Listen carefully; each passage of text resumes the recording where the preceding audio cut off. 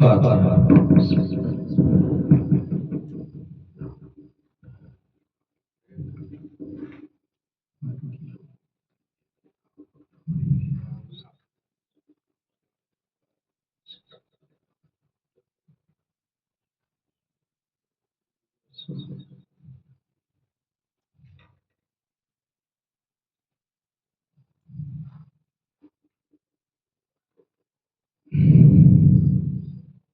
لا حول ولا قوة إلا بالله العلي العظيم. أعوذ بالله من الشيطان اللعين الرجيم. بسم الله الرحمن الرحيم. الحمد لله الذي هدانا لهذا وما كنا لنهتدي لولا أن هدانا الله. لقد جاءت رسل ربنا بالحق. الصلاة والسلام والتحية والإكرام على أشرف الأنبياء والمرسلين الذي كان نبيا وآدم بين الماء والطين، الذي سمي في السماء بأحمد وفي الأرض بأبي القاسم محمد. اللهم صل على محمد وآل محمد. ثم الصلاة والسلام على أهل بيته الطيبين الطاهرين المعصومين المظلومين الغر الميامين الذين أذهب الله عنهم الرجس وطهرهم تطهيرا. اللهم صل على محمد وآل محمد. ولعنة الله على أعدائهم وقتلتهم وغاصب حقوقهم ومنكر فضائلهم ومصائبهم وشجاعتهم وولايتهم وعظمتهم وعطشهم أجمعين. أما بعد، فقد قال الله سبحانه تبارك وتعالى في القرآن الكريم وهو أصدق القائلين وقوله الحق والصدق. أعوذ بالله من الشيطان الرجيم. بسم الله الرحمن الرحيم. يا أيها الذين آمنوا اتقوا الله وابتغوا إليه الوسيلة وجاهدوا في سبيله لعلكم تفلحون. اللهم صل على محمد وآل محمد. حاضرین عظیم ماتم داران سرداران سید الشہداء طفیل چاردہ معصومین علیہ السلام اور خصوصاً تعید حضرت بطول بنت رسول معصوم عالم جناب فاطمہ زہرا سلام اللہ علیہا. اللهم صل على محمد وآل محمد. آج اس امام بارگاہ آل محمد میں یہ 7ویں مجلس ہے اس عشرۂ اعضاء کی، اور اس مجلس کے آغاز سے قبل بارگاہ خالق میں 10 دعاؤں کہ اللہم ارزقنا فی الدنیا زیارت الحسین وفی الآخرت شفاعت الحسین، اللہم اکتبنا من زوار الحسین، اللہم احشرنا تحت لواء الحسین، اللہم احشرنا فی زمرۃ الشیعۃ الحسین، اللہم اجعلنا من الباکین فی عزاء الحسین برحمتک یا ارحم الراحمین. پروردگارہ تجھے واسطہ دیتا ہوں محمد والے محمد کا، ہماری اس عزاداری کو اپنی بارگاہ میں شرف قبولیت عطا فرما، اس عزاداری کو اور آنسوؤں کو ہمارے لیے ذریعہ نجات بنا دے. اس مجلس اعزاء میں مومنین اور مومنات میں جتنے بھی لوگ حاضر ہیں اور دلوں میں اب جو حاجتوں اور مرادوں کو لے کر آئے، اللہ ان تمام مرادوں کو اور حاجتوں کو پورا فرمائے۔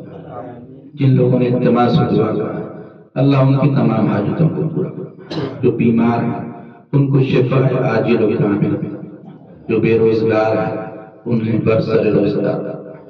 اس ملک میں جتنے بھی مومنین ہندوستان اور پاکستان سے تلاش معاش میں آئے، اللہ ان سب کے رزق میں خیر و برکت عطا فرمائے۔ تمام مومنین کو بلیات ارضی اور آفات سماوی سے محفوظ فرمائے۔ بے اولاد ہیں، صدقے میں جناب علی اصغر کے ان کو اولاد صالح عطا فرما۔ ہم سب کو شیطان کے مکر و فریب سے بچنے کی توفیق عطا فرما۔ پروردگارہ پرچم اسلام کو سربلندی و شرف عطا فرما، پرچم کفر و نفاق کو سرنگون فرما۔ ہم سب کو زیارت کربلا نصیب فرما، آخرت میں 14 معصومین کی شفاعت نصیب فرما۔ ہم سب کو اربعین میں نجف سے کربلا پیدل چل کر جانے کی توفیق عطا فرما۔ پروردگارہ ہم سب کو زندگی کی آخری سانس تک محبت اہل بیت پر ثابت قدم رہنے کی توفیق عطا فرما۔ ہم سب کو صراط مستقیم پر قائم اور دائم رہنے کی توفیق عطا فرما۔ پروردگارہ ہمارے ماں اور بہنوں کو پردہ کرنے کی توفیق عطا فرما۔ پروردگارہ ہم سب کو دین اہل بیت پر ثابت قدم رہنے کی توفیق عطا فرما۔ پرچم اسلام کو سربلندی و شرف عطا فرما، پرچم کفر و نفاق کو سرنگون فرما، دشمنان اسلام کو نیست و نابود فرما۔ ہمارے مولا و آقا ہمارے سید و سردار منتقم خون حسین وارث کربلا امام عصر امام زمان اجل اللہ تعالیٰ فرد شریف کے ظہور میں تعجیل فرما۔ ہم سب کو اپنے مولا و آقا کے مخلص غلاموں اور جانثاروں میں شمار فرما۔ ہمارے اعمال، ہمارے رفتار، ہمارے کردار، ہمارے گفتار سے زمانے کے امام کے دل کو راضی اور خوشنود فرما۔ ربنا تقبل منا انک انت السمیع العلیم۔ صلوات محمد اللهم صل على محمد وآل محمد۔ ارشاد خداوندی ہو رہا ہے سورہ مبارکہ مائدہ آیت نمبر 35 میں، اے ایمان لانے والوں تقوی الہی اختیار کرو، اللہ تک پہنچنے کے لیے وسیلہ تلاش کرو اور اس کی راہ میں جہاد کرو، لعلکم تفلحون، شاید کہ تم کامیاب ہو جاؤ، شاید کہ تم نجات یافتہ ہو جاؤ۔ روزانہ جو مجلس کی آغاز سے قبل، مجلس کی شروعات سے قبل دعا کی جاتی ہے تو آپ کے ذہن میں رہے یہ دعا رائے گاں نہیں جاتی، یہ دعا بیکار نہیں جاتی، اور ایسا بھی نہیں ہے کہ یہ روزانہ جو دعا کی جا رہی ہے وہ ٹائم پاس، ایسا ہرگز نہیں۔ اس لیے کہ ہم نے 12 سال کی عمر میں سب سے پہلا اشرا اپنی زندگی میں 12 سال کی عمر اپنے وطن میں، تب سے لے کے آج تک جب بھی ممبر رسول پر گئے تو یہ سوچ کر ممبر رسول پر آتے ہیں آمادگی کے ساتھ اور تیاری کے ساتھ کہ کہیں ایسا نہ ہو کہ لوگوں کے لیے ممبر پر جا رہے ہیں خطاب کرنے تو وقت لوگوں کا ضائع ہو، اس لیے کہ سب سے زیادہ قیمتی چیز آج کے زمانے میں وقت ہے۔ اور اگر وقت کی سوال ہوگا جو لوگ ممبر کے اوپر آ رہے ہیں ان سے بھی روز قیامت میں سوال کیا جائے گا کہ انہیں مجمع دیا، مومنین دیا، لوگوں کو تمہارے حوالے کیا کہ لوگوں تک پیغام خدا و رسول کو پہنچاؤ، تو تم نے پیغام خدا و رسول کو پہنچایا نہیں، یہ صرف ٹائم پاس کر کے ممبر سے اتر کر۔ لہٰذا ہم اس بات کا ہمیشہ خیال رکھتے ہیں کہ ممبر کے اوپر جب آئیں تو مومنین تک، اہل بیت پر جانے والوں کو ایسی باتیں پہنچائی جائے جو ان کے لیے دنیا اور آخرت میں کارآمد ثابت ہو۔ صرف ادھر ادھر کی بات کر کے ادھر جانا، کیونکہ وہ سے ایسے بھی لوگ آپ نے دیکھے ہوں گے کہ ممبر پر آئے تو ٹائم پاس کیا، کوئی آمادگی نہیں، کوئی پریپریشن نہیں، اور ایسے ہی سوچ کر کے ممبر پر بیٹھ جاتے ہیں اور یہ نہیں سوچتے کس طرح سے پورے مجمع کا وقت ضائع ہوتا ہے۔ اگر 50 لوگ بھی مجمع میں ہیں اور 1 گھنٹہ اگر کوئی ذاکر پڑھ رہا ہے تو وہ 1 گھنٹہ نہیں بلکہ وہ 50 گھنٹے لے رہا ہے، اور ان 50 گھنٹوں کا روز محشر جواب دینا ہوگا کہ 50 گھنٹے لیے تو ان 50 گھنٹوں میں لوگوں تک کیا پہنچایا؟ تو منبر پر آنے والوں کی ذمہ داری بڑی سخت ہے اور بڑی سنگین ذمہ داری ہمارے نحیف کاندھوں کے اوپر عائد ہوتی ہے جب ہم اس منبر رسول پر آتے ہیں۔ اور یہ بھی خیال رکھنا ضروری ہے کہ منبر رسول ہے، یہاں سے کوئی پرسنل اسٹیٹمنٹ دینے کی جگہ نہیں ہے، یہاں سے جو کچھ بیان ہوگا وہ کتاب خدا اور سیرت و سنت رسول والے رسول بیان کیا جائے گا، یہاں سے اس کے علاوہ کچھ اور بیان نہیں کیا جائے گا۔ کیوں؟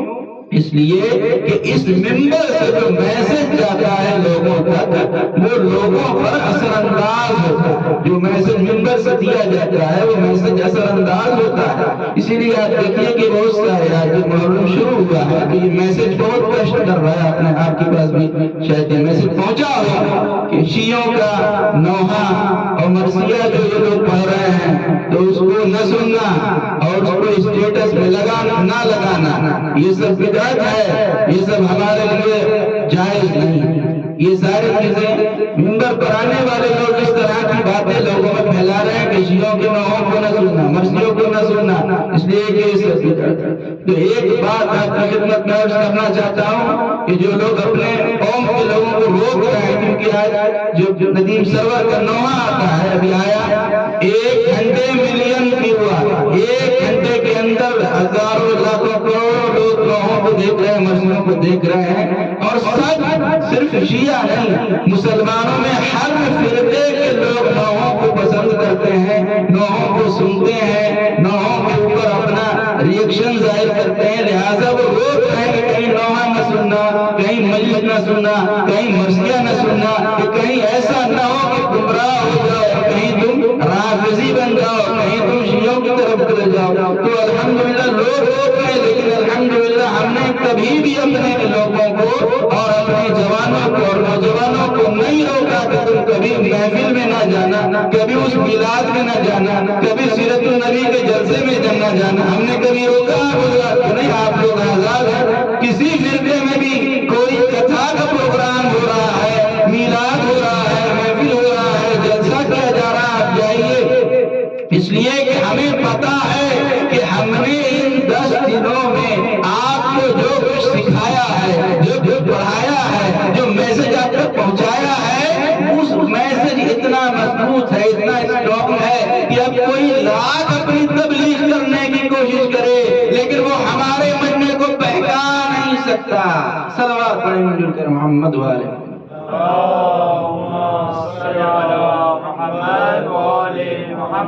دشمنان آزاداری جتنی بھی کوشش کر رہے ہیں، دشمنان اسلام جتنے بھی کوشش کر رہے ہیں، دشمنان ولایت اہل بیت جتنی بھی کوشش کریں، لیکن وہ ہمارے کسی نوجوان کو اور جوان کو بہکا نہیں سکتے، گمراہ نہیں کر سکتے، غلط فکر کو ان کے اندر ڈال نہیں سکتے، اس لیے کہ ہم 10 دن میں وہ سبق پڑھا دیتے ہیں کہ سال بھر مفتیان بدعت جتنے فتوے دیتے ہیں آزاداری کے خلاف، جتنی باتیں کرتے ہیں آزاداری کے خلاف، جتنا زہر اگلتے ہیں آزاداری کے خلاف، وہ سب بیکار ہو جاتا ہے۔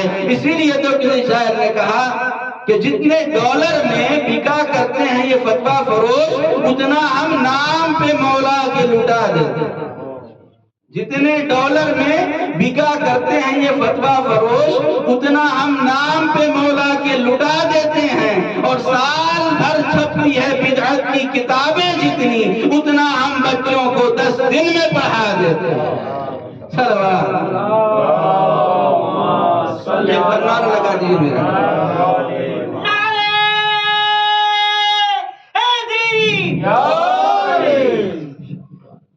تو یہ اہل بیت کا ذکر ہے اور یہ محبت اہل بیت ہے کہ جو صراط مستقیم سے ہو، صراط حق سے، صراط خدا و رسول سے، صراط اہل بیت سے ہٹنے نہیں دیتا۔ لہٰذا یہ جو دعا کی بات ہم نے کی کہ دعائیں جو روزانہ کرائی جا رہی ہیں یہ ٹائم پاس کے لیے نہیں ہے، یہ رائگاں نہیں ہے، یہ بیکار نہیں ہے یہ دعائیں، اس لیے کہ حکم خدا ہو رہا ہے اپنی پاک اور پاکیزہ کتاب میں۔ خدا کہہ رہا ہے اے میرے بندے ادعونی استجب لکم، اے میرے بندے مجھ سے دعا کرو تاکہ میں تمہاری دعا کو سنوں اور تمہاری دعا کو قبول کروں۔ وَإِذَا سَأَلَكَ عِبَادِي عَنِّي فَإِنِّي قَرِيبٌ أُجِيبُ دَعْوَةَ الدَّاعِ إِذَا دَعَانِ فَلْيَسْتَجِیبُوا لِی۔ اللہ قرآن میں کہہ رہا ہے جب میرا کوئی بندہ مجھے پکارتا ہے، مجھے دعا کرتا ہے، مجھ سے سوال کرتا ہے تو وہ سمجھ لے کہ میں اس کے قریب ہوں۔ فَإِنِّی قَرِیبٌ أُجِیبُ دَعْوَةَ الدَّاعِ، دعا کرنے والے کی دعا کو میں استجابت کرتا ہوں، دعا کو سنتا ہوں۔ فَلْيَسْتَجِیبُوا لِی، میرے لیے یہ ہے کہ میں اس دعا کو قبول کرتا ہوں۔ جب کوئی پکارنے والا مجھے پکارتا ہے، جب آواز دینے والا مجھے آواز دیتا ہے تو میں اس کی دعا کو سنتا ہوں۔ تو جہاں قرآن مجید میں اللہ نے حکم دیا دعا کا، وہیں احادیث میں بھی دعا کی تاکید کی گئی، اور یہاں تک حدیث میں آیا کہ دعا مخ العبادہ، یعنی دعا تمام عبادتوں کا مغز ہے۔ مغز اب سمجھ لیجیے کہ تمام عبادتوں کی روح ہے دعا، تمام عبادتوں کی جان ہے دعا، کہ اگر دعا ہی نہ ہو تو پھر وہ عبادت ہی نہیں ہوگی۔ اور اس لیے مولا سید الشہداء ابو عبداللہ الحسین سلام اللہ علیہ اللہم صلی علی محمد و آل محمد۔ آپ لوگ آگے آ جائیے، آگے کافی جگہ ہے، اور کیونکہ یہاں پر ہندی کا سامان رکھا ہوا ہے تو آگے بڑھتے ہیں تاکہ بعد میں آنے والے لوگوں کو تکلیف نہ ہو۔ صلاۃ محمد اللہم صلی علی محمد و آل محمد۔ مولا سید الشہداء فرماتے ہیں ان عاجز الناس من عجز عن الدعاء، لوگوں میں سب سے زیادہ عاجز انسان وہ ہے، یعنی سب سے زیادہ لاچار انسان وہ ہے، سب سے زیادہ عاجز انسان وہ ہے کہ جو دعا بھی نہ کر سکتا۔ چلو کچھ نہیں کر پا رہے ہیں لیکن کم سے کم دعا تو کر سکتے ہیں۔ تو مولا نے فرمایا سب سے زیادہ عاجز انسان وہ ہے کہ جو دعا بھی نہیں کر پا رہا ہے۔ لہٰذا اسی لیے پیغمبر اسلام نے بھی دعا کے لیے فرمایا دعا صلاح المومن منور السماوات والارض، دعا مومن کا اسلحہ ہے۔ اسلحہ جس طرح سے اگر کوئی انسان میدان جنگ میں جاتا ہے بغیر اسلحے کے چلا جائے تو دشمن اٹیک کر دے گا، وہ مر جائے گا، انسان ہار جائے گا۔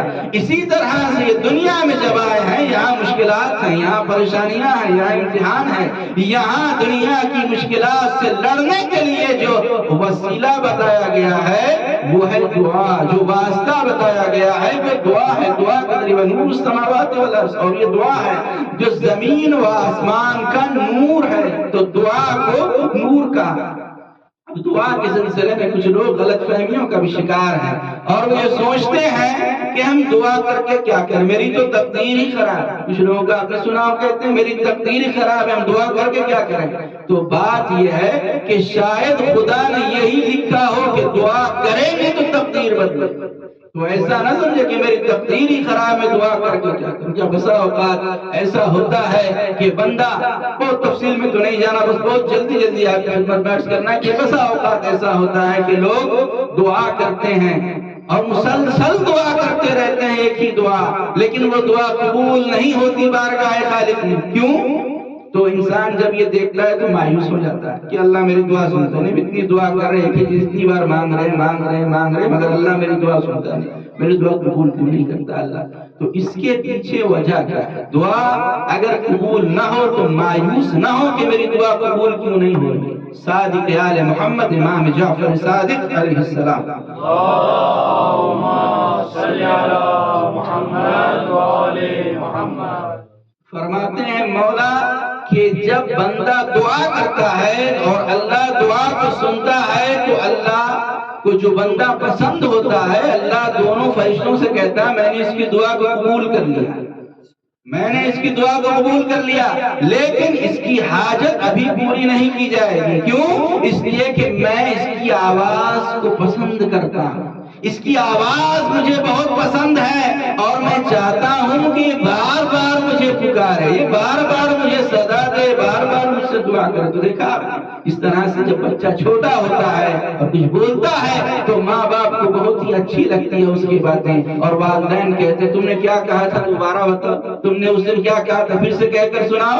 دادا بھی اسی چیز کو کہتے ہیں, دادی کہتی ہیں, ماں کہتی ہے, باپ کہتا ہے, سب اس بات کو ایک ہی بات کو بار بار کہتے ہیں. کیوں؟ کیونکہ بچے کی جو زبان ہے اس میں بڑی مٹھاس ہوتی ہے, بڑی شیرینی ہوتی ہے, اور لہجہ اتنا اچھا ہوتا ہے کہ سب کو پسند آتا ہے. اسی طرح سے مولا فرماتے ہیں کہ جو بندہ خدا کو بہت پسند ہوتا ہے, خدا کہتا ہے دعا پوری ہوئی حاجت پوری نہیں ہوگی اس لیے کہ اس کی دعا مجھے بہت پسند ہے. تو آپ سمجھ گئے کہ وجہ کیا ہے. اگر دعا قبول نہیں ہو رہی ہے تو اس کا مطلب یہ ہے کہ آپ خدا کو پسند ہیں, آپ کی آواز خدا کو پسند ہے, آپ کا لہجہ خدا کو پسند ہے, آپ کی دعا خدا کو پسند ہے. پھر امام فرماتے ہیں اور اللہ جس بندے کو پسند نہیں کرتا, جب وہ دعا کے لیے ہاتھوں کو اٹھاتا ہے اللہ کی بارگاہ میں, تو اللہ فرشتوں سے کہتا ہے فرشتوں اس کی دعا, اس کی حاجت جلدی پوری کر دو تاکہ یہ چلا جائے اور دوبارہ مجھے نہ پکارے, اس لیے کہ اس کی آواز مجھے پسند نہیں ہے.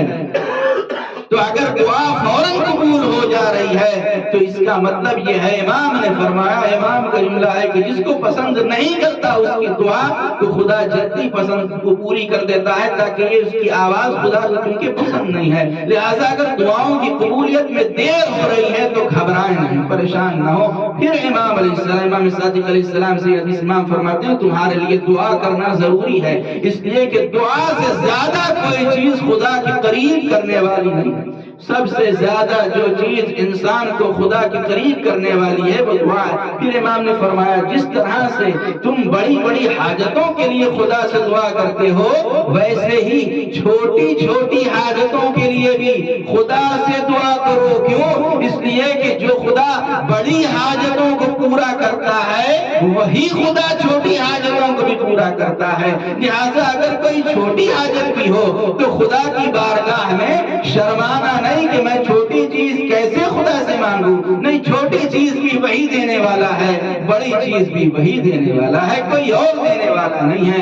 اور یہ اس کا رحم و کرم ہے, یہ اس کی عنایت ہے اپنے بندوں کے اوپر کہ جب دنیا میں کوئی بڑا آدمی ہو اور کوئی حیثیت والا آدمی ہوتا ہے تو آپ ڈائریکٹ جا کے اس سے میٹنگ نہیں کر سکتے, اس کے لیے اپوائنٹمنٹ ضروری ہوتا ہے. پہلے راندیوو لیں, جب وہ ٹائم دے تو اس کے پاس جا سکتے ہیں ملنے کے لیے. لیکن یہ اس کا رحم و کرم ہے, بندوں کے لیے دروازے کھلے رکھے. بادشاہوں کے دروازے بند ہو جاتے ہیں ایک وقت آتا ہے تو, لیکن وہ ایسا کارساز مطلق ہے کہ 24 گھنٹے میں کبھی بھی اس کا دروازہ بند نہیں ملے گا. اگر 12 بجے رات کو بھی خدا کی بارگاہ میں جانا ہے تو جائیں, اس کا دروازہ کھلا ملے گا. بلکہ اگر سحر کے وقت دعا کریں گے لائن کلیئر ملے گی, چاہے جیسے آواز دیں گے اس پروردگار تک آواز پہنچ جائے گی. دنیا میں جس طرح ہر انسان موبائل نمبر رکھتا ہے, آج کے زمانے میں سب کے پاس موبائل ہے, بتائیے خدا کا موبائل نمبر کیا ہے؟ تو خدا کا بھی تو موبائل نمبر ہے 24434. یہ خدا کا موبائل نمبر کیا ہے 24434. سمجھ گئے آپ؟ 2434 کیا ہے؟ یہ صبح کی نماز 2 رکعت, ظہر کی نماز 4 رکعت, عصر کی نماز 4 رکعت, مغرب کی 3 اور پھر عشاء کی 4. یہ خدا کا موبائل نمبر ہے. تو آج سب کے پاس موبائل ہے, تو جب ایک دوسرے سے کانٹیکٹ کرنا ہوتا ہے لوگوں کو تو کیا کرتے ہیں؟ موبائل میں نمبر ڈائل کرتے ہیں. سب سے پہلی چیز دوسرے سے کانٹیکٹ کرنے کے لیے کیا ضروری ہے؟ موبائل ہونا ضروری ہے. دوسری چیز نمبر صحیح یاد ہونا ضروری ہے. اگر نمبر صحیح یاد ہو تو فون لگے گا. اسی طرح موبائل میں بیٹری کا ہونا ضروری ہے کہ اگر بیٹری نہ ہو تو بھی فون نہیں لگے گا. اور 5ویں چیز بیٹری کا چارج ہونا ضروری ہے کہ اگر بیٹری چارج نہیں ہے, بیٹری خالی ہے, موبائل بھی ہے, فون نمبر بھی صحیح یاد ہے, لیکن فون نہیں لگے گا. کیوں؟ اس لیے کہ بیٹری چارج نہیں ہے. تو اب یہ ساری چیزیں تھی, ہم نے فون لگایا, حیدر بھائی کو فون لگا رہے لیکن فون لگ ہی نہیں رہا، لگا رہے فون لگ ہی نہیں رہا۔ 1 گھنٹہ 2 گھنٹہ گزر گیا، جب پوچھا کہ آخر وجہ کیا ہے حیدر بھائی، ہم نے اتنا آپ کو فون لگایا، نمبر بھی صحیح ہے، موبائل بھی میرے پاس ہے، اور اس موبائل میں جو بیٹری ہے اس میں چارجنگ بھی ہے، آخر وجہ کیا ہے کہ فون لگ کیوں نہیں رہا ہے؟ تو نے کہا مولانا آپ کو اتنی سی بات نہیں پتا ہے، فون آپ کے پاس ہے، بیٹری چارج ہے، سب سے اہم چیز تو سم کارڈ ہے، اگر سم کارڈ نہ ہو تو کسی کو فون نہیں لگے گا۔ اور کیا اگر فون میں سم کارڈ نہ ہو تو کسی کو فون نہیں لگے گا۔ اسی طرح سے نماز کے لیے کھڑے ہو گئے اللہ کی بارگاہ میں، رکوع تو بہت اچھا ہے، سورہ الحمد بہت اچھی ہے، قرات بہت اچھی ہے، سجدہ بہت اچھا ہے، قیام بہت اچھا ہے، لیکن اگر محبت اہل بیت کا سم کارڈ نہیں لگایا تو خدا تک آواز نہیں پہنچے گی۔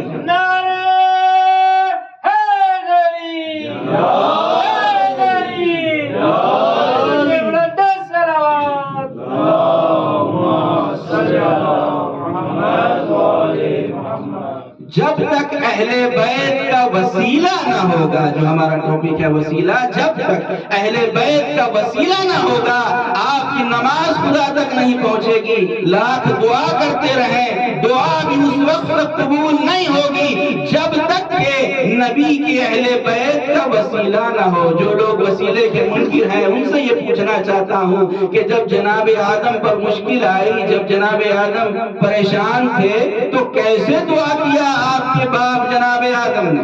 کس طرح سے دعا کیا جناب آدم نے؟ جب اللہ نے کہا وَإِذَا سَوَّيْتُهُ وَنَفَخْتُ فِيهِ مِن رُّوحِي فَقَعُوا لَهُ سَاجِدِينَ، اے میرے فرشتوں جب میں اس پتلے میں اپنی روح پھونک دوں تو تم سب کے سب سجدے میں گر جانا۔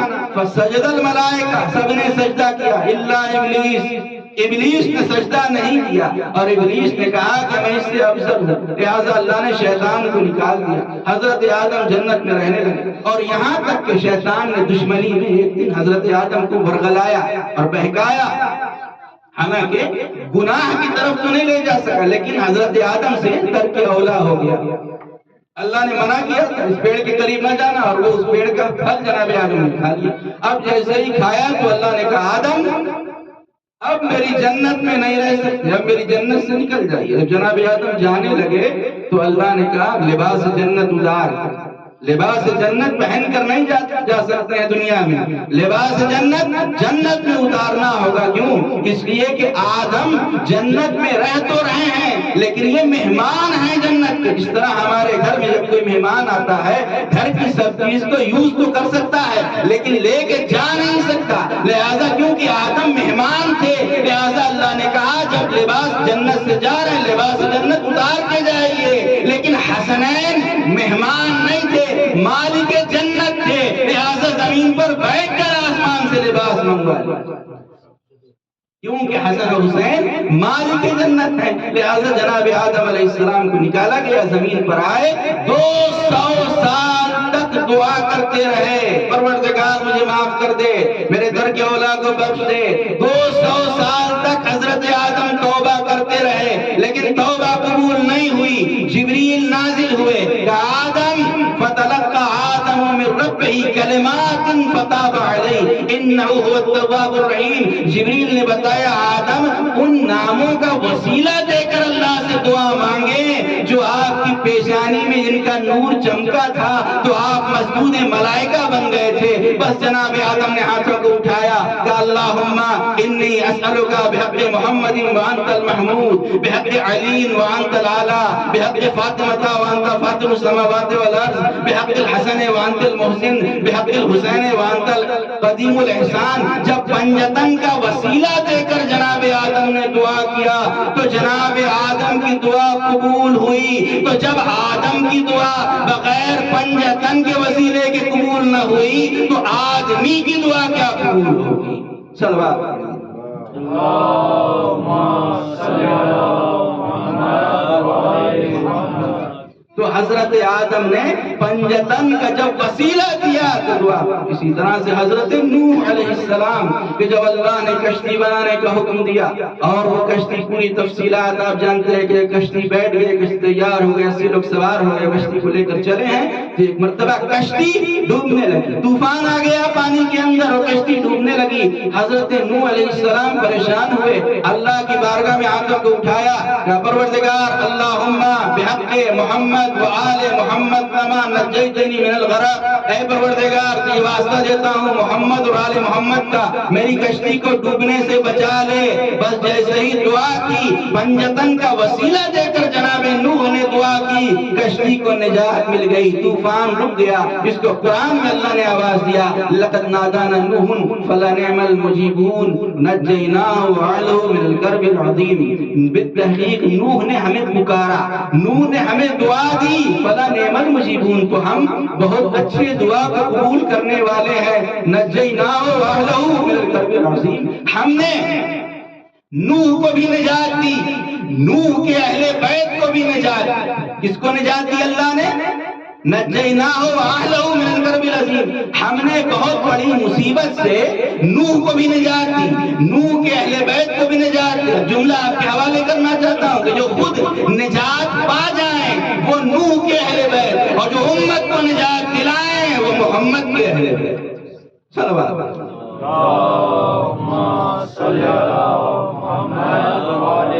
تو حضرت نوح جب کشتی بھنور میں پھنس گئی طوفان میں تو محمد والے محمد کا وسیلہ اختیار کیا۔ اسی طرح جب حضرت موسیٰ علیہ السلام دربار فرعون میں گئے اور گھبراہٹ ہونے لگی تو جناب حضرت موسیٰ علیہ السلام نے اللہ سے دعا کی، پروردگار محمد والے محمد کا واسطہ مجھے امن عطا فرما، میری گھبراہٹ کو دور کر دے۔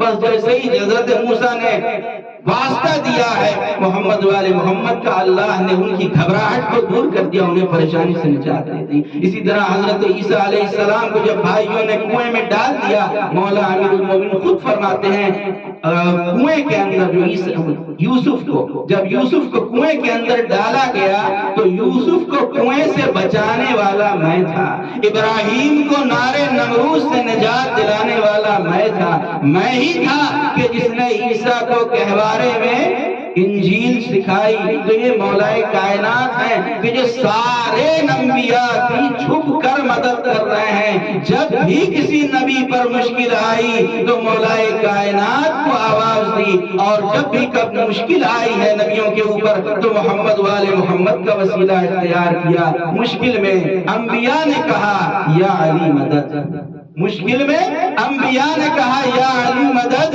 ہجرت میں مصطفیٰ نے کہا یا علی مدد۔ میں کیا بتاؤں طالب بیعت ہے کون کون، میں کیا بتاؤں طالب بیعت ہے کون کون۔ خیبر میں کبریا نے کہا یا علی، خیبر میں کبریا نے کہا یا علی مدد۔ خیبر میں جب ہمارے نبی پر مشکل آئی ہے تو آپ کو حکم خدا ہوا کہ اگر مشکل سے نکلنا ہے، اس جنگ کو فتح کرنا ہے تو ناد علیا مظہر العجائب تجید لك في النوائب كل هم وغم سينجلي بولایتک یا علی یا علی یا علی۔ تو پیغمبر اسلام نے بھی نہیں کو۔ اسی طرح سے بس آخری بات عرض کرنا ہے آپ کی خدمت میں کہ جتنے بھی احکام اللہ نے نازل کیے ہیں ان میں ہمیں ایک حکم ہے، نماز پڑھو، روزہ رکھو، حج کرو، زکوٰۃ ادا کرو۔ سارے احکام میں ہمیں صرف ایک حکم ہے، لیکن نبی کے لیے ایک نہیں، دوہرا حکم ہے، ڈبل حکم ہے۔ نبی نماز پڑھو بھی، امت کو پڑھ کے دکھاؤ بھی، روزہ خود رکھو بھی، امت کو روزہ رکھ کے دکھاؤ بھی، حج خود کرو بھی، طریقہ حج امت کو سکھاؤ بھی۔ تو اسی طرح سے نبی کو حکم ہوا کہ وسیلہ خود اختیار بھی کرو، امت کو دکھاؤ بھی۔ لہذا نبی یہاں پیچھے نہیں رہے، میدان مباہلہ میں پنجتن کو لا کے دکھا دیا کہ یہ میری نجات کا وسیلہ۔ قرآن کی آیتیں سناتے رہے، لیکن جب قرآن سے لوگ نہ مانے تو میدان مباہلہ میں پنجتن پاک کے وجود کو لے گئے اور جا کر بتایا کہ یہ ہے کہ جو وسیلہ ہے خدا تک پہنچنے کا، اگر ان کا وسیلہ نہ اختیار کیا تو نہ دعا خدا تک پہنچے گی، نہ نماز خدا تک پہنچے گی، نہ اعمال خیر خدا تک پہنچیں گے۔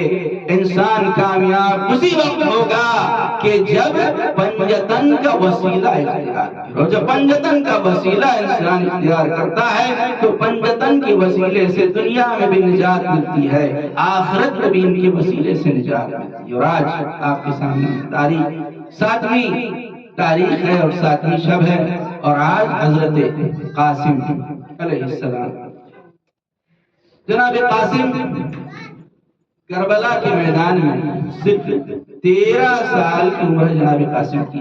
آپ سمجھ سکتے ہیں کہ 13 سال کا جو بچہ ہوتا ہے اس کے اندر جینے کی خواہش ہوتی ہے، زندگی کی خواہش ہوتی ہے اور زندگی بسر کرنے کی خواہش ہوتی ہے، لیکن 13 سال کی عمر میں ایسا جذبہ قربانی امام وقت کے اوپر، ایسا جذبہ قربانی جناب قاسم کے اندر ہے جو آج کے جوانوں کے لیے ایک پیغام ہے کہ کس طرح سے اگر حق کے اوپر ہیں تو کس طرح سے انسان کو حق پر اگر ہیں تو پھر موت سے گھبرانا نہیں چاہیے، پھر موت سے ڈرنا نہیں چاہیے۔ یہ جناب قاسم ہے، یہ مدینہ ہے اور جناب قاسم امام حسین کا گھر ہے۔ جب دسترخوان بچھتا ہے کھانے کے لیے تو دسترخوان کے ایک طرف امام حسین بیٹھتے ہیں، دوسری طرف حضرت عباس بیٹھتے ہیں اور ایک نوالا امام حسین قاسم کو کھلاتا ہے، ایک نوالا حضرت عباس قاسم کو کھلاتے ہیں۔ یہ شہزادہ نازوں کا پلا ہے، حضرت قاسم کے لیے ملتا ہے کہ آپ کا جو جسم تھا وہ بڑا نازک تھا اور جب بھی موٹا کپڑا پہن لیا کرتے تھے تو جسم پر زخم ہو جاتا تھا، سہتا نہیں تھا موٹا کپڑا جسم کے اوپر، اسی لیے امام حسین جب بھی کپڑا سلواتے تھے جناب قاسم کے لیے تو نرم کپڑا، نازک کپڑا سلوایا کرتے تاکہ قاسم کو تکلیف نہ ہو اور جسم پر کوئی پریشانی نہ ہو۔ آپ ذرا تصور کیجئے کہ جب موٹا کپڑا قاسم جسم پر پہن لیتے ہو تو جسم پر پھوڑا نکل آتا ہو تو اس شہزادے کے جسم پر بڑے بڑے عرب کے گھوڑوں کی جب ٹانپیں پڑی ہوں گی تو کیا عالم ہوا ہوگا۔ ہاں جہاں جہاں گھوڑے کی ٹانپ پڑتی تھی جسم کے اوپر، جسم کا وہ حصہ الگ ہو جایا کرتا تھا۔ یہ قاسم ہے کہ جب مدینے سے قافلہ چلا تھا تو بیویوں کے ساتھ ہماری میں بیٹھ کر آئے تھے، لیکن آج یہی قاسم ہے کہ جو میدان میں جنگ کرنے کے لیے جا رہے ہیں۔ اجرکم علی اللہ، جزاکم اللہ خیر الجزا۔ خدا آپ کو کوئی غم نہ دے سوائے غم مظلوم کربلا کے۔ علماء بیان کرتے ہیں، بزرگ علماء کی جب مجلس میں آنسو بہ رہا ہو، لوگ گریا کر رہے ہو، خود بھی آپ رو رہے ہو، تو جو دعا مانگنا ہو مانگ لیں، وہ دعا پوری ہوتی ہے۔ تو آپ کی آنکھوں میں آنسو ہے، اگر دعا مانگنا ہو تو صرف ایک ہی دعا کو مانگے گا، پروردگار منتقم خون حسین کو اذن ظہور عطا فرما، پروردگارہ وارث کربلا کا ظہور فرما، جو ان ظالموں کو چن چن کر مارے، جو مقتولین کربلا کا بدلہ لینے والا ہے اسے اس کائنات میں بھیج دے۔ ہماری یہی دعا ہے پروردگار۔ تو جب سب کے سارے اصحاب و انصار شہید ہو گئے تو ایک مرتبہ جناب قاسم بھی ہاتھوں کو جوڑے ہوئے آئے اور کہا چچا اب مجھے بھی مرنے کی اجازت دیجئے۔ مولا نے دیکھا تو کہا قاسم تم تو میرے مرحوم بھائی کی نشانی ہو، قاسم تمہاری ماں کے لیے تمہارے باپ کا غم ہی بہت ہے، جاؤ میں تمہیں اجازت نہیں دے سکتا۔ بس ایک مرتبہ قاسم پلٹے آ کر بیٹھے اور سوچنے لگے کہ میں کیا کروں، کیسے اجازت لوں، کہ اتنے میں جب جوش نصرت نے پھر سے بے چین کیا تو قاسم دوبارہ مولا کی خدمت میں آئے اور آ کر کہتے ہیں اے چچا میں چاہتا ہوں کہ مجھے مرنے کی اجازت دیجئے، کیا شہداء کی فہرست میں میرا نام نہیں ہے؟ مولا نے کہا قاسم شہداء کی فہرست میں تو تمہارے 6 مہینے کے بھائی علی اصغر کا نام ہے۔ بس ایک مرتبہ قاسم نے پوچھا چچا کیا اشقیاء خیمے میں آ جائیں گے؟ مولا نے کہا نہیں، تمہاری زندگی میں ایسا نہیں ہوگا، میں اپنے ہاتھوں پر اپنے بچے کو لے کر جاؤں گا۔ بس اسی اثنا میں مولا نے قاسم سے سوال کیا قاسم کیف الموت عندک یا قاسم، قاسم تمہارے نزدیک موت کیسی ہے، تم موت کو کیسا پاتے ہو، موت کو کیسا محسوس کرتے ہو؟ بس جناب قاسم نے کہا احلا من العسل، چچا موت میرے نزدیک شہد سے زیادہ شیریں ہے، شہد سے زیادہ میٹھی ہے۔ ایک پیغام بھی جوانوں کو کو دیا کہ اگر حق پر ہو، امام وقت کی نصرت میں جان دے رہے ہو تو موت شہد سے زیادہ شیریں ہو جاتی ہے۔ بس یہ کہہ کر قاسم چلے گئے جناب، امام حسین دوسری طرف چلے گئے، قاسم خیمے میں گئے، اور جب خیمے میں گئے ام فروا کی نظر پڑی تو جناب ام فروا نے کہا قاسم تم اپنے چچا سے مرنے کی اجازت کیوں نہیں لیتے؟ میں بیویوں میں شرمندہ ہو رہی ہوں۔ بس ایک مرتبہ قاسم نے کہا اماں میں نے تو کئی دفعہ چچا سے اجازت مانگی لیکن شاید وہ مجھے اجازت دینا نہیں چاہتے۔ بس یہ سن کر ام فروا رونے لگی، قاسم بھی تڑپ تڑپ کر رونے لگے۔ اثنائے کریا میں ام فروا کو یاد آیا کہ جب مولا حسن کا وقت شہادت تھا ایک تعویذ بطور وصیت قاسم کے بازو پر باندھا تھا اور وصیت کی تھی کہ جب کوئی بہت بڑی مصیبت آئے تو اس تعویذ کو کھول کر پڑھ لینا۔ بس ام فروا نے کہا بیٹا اس سے بڑی مصیبت کیا ہوگی کہ وقت کا امام نرغہ آدھا میں گرا۔ جزاکم اللہ خیر الجزا بیٹا، وقت کا امام نرغہ آدھا میں گرا ہے، جاؤ اس تعویذ کو۔ قاسم نے اس تعویذ کو کھولا اور لے کر جب تعویذ کو پڑھا تو کیا دیکھا کہ تعویذ پر لکھا تھا بیٹا قاسم اس تعویذ کو تم اس وقت کھولو گے جب میرا بھائی کربلا کے میدان میں نرغہ آدھا میں گرا ہوگا۔ اے بیٹا اگر میں موجود ہوتا تو میں اپنی جان اپنے بھائی پہ قربان کر دیتا۔ اے بیٹا میری طرف سے تم اپنی جان میرے بھائی پہ قربان کر دینا۔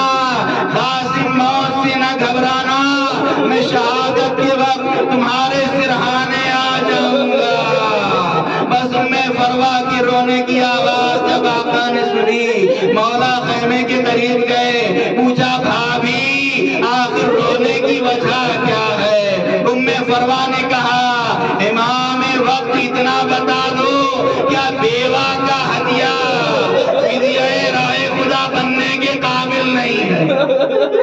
اے فرزند رسول میرے قاسم کو جنگ کی اجازت دیجئے۔ بس ایک مرتبہ قاسم نے وہ تعویذ وہ تحریر مولا کے سامنے پیش کی، بھائی نے بھائی کی تحریر لیا، آنکھوں سے لگایا، تحریر کو پڑھا، آنسو بہنے لگے۔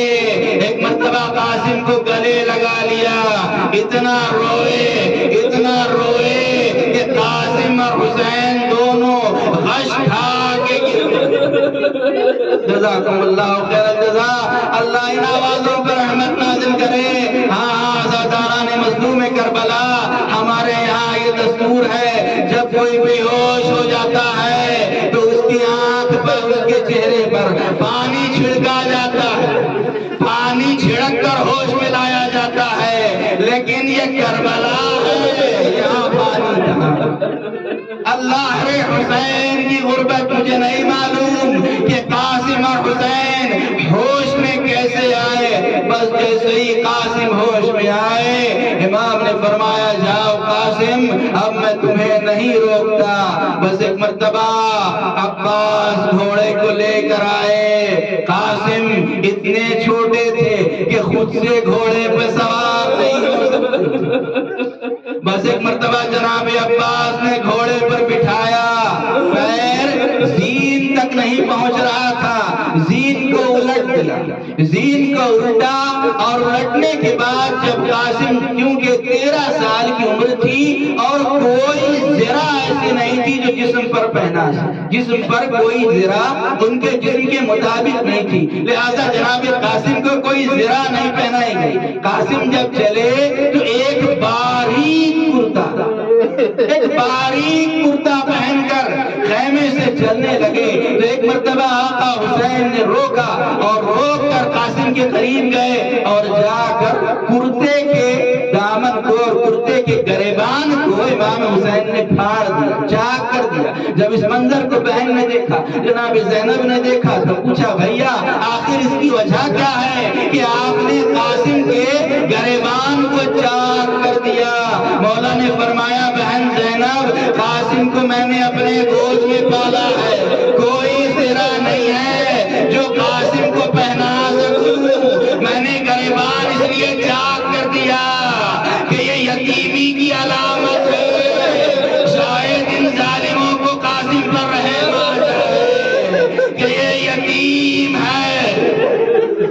بس ایک مرتبہ قاسم بیویوں سے رخصت ہوئے، رخصت ہو کر خیمے سے باہر آئے، چلے مقتل میں پہنچے، ارزق شامی کے چاروں بیٹوں کو فنار کیا۔ جس طرح خیبر میں علی نے مرحب کو مارا، ویسے ہی قاسم نے ان دشمنوں کو مارا، اور مارتے مارتے ایک مرتبہ آگے بڑھتے جا رہے ہیں جناب قاسم کے دشمن سمٹ کر آ گئے اور چاروں طرف سے جناب قاسم کو گھیر لیا۔ اب کسی کے اندر ہمت نہ تھی کہ سامنے سے وار کرتا، کسی کے اندر ہمت نہ تھی کہ داہنی جانب سے وار کرتا، بائیں جانب سے وار کرتا۔ ایک ظالم ہاتھ میں گرز لے کے آگے پشت سے ایسا وار کیا کہ شہزادہ پشت فرس پہ سنبھل نہ سکا، بس ایک مرتبہ گھوڑے کی بلندی سے زمین پر آیا۔ بس اس موقع پر علامہ اظہر حسن زیدی کا جملہ ہے، وہ پڑھتے تھے کہ قاسم جب تک گھوڑے پر تھا قاسم تھا، لیکن جب زمین پر آیا تقسیم ہو گیا۔ 700 گھوڑے، ادھر کے گھوڑے ادھر، ادھر کے گھوڑے ادھر، بس آواز دی یا عمّا احمد رکنی، اے چچا میری مدد کے لیے آئیے۔ بس مولا بڑھے، دشمنوں پہ وار کیا، قاسم کا لاشا پامال ہو گیا، دوسرے شہداء کا لاشا بھی پامال ہوا، قاسم کی لاش بھی پامال ہوئی، لیکن ایک فرق ہے، سب کی لاش شہادت کے بعد پامال ہوئی، لیکن یہ قاسم کا لاشا ہے جو قاسم کی زندگی میں ہی پامال ہو گیا۔ بس مولا گھوڑے پر سوار ہوئے، مقتل میں چلے آئے، لیکن لاشا دکھائی نہیں دیا، اس لیے کہ لاش کے ٹکڑے کربلا کے بن میں بکھر چکے تھے۔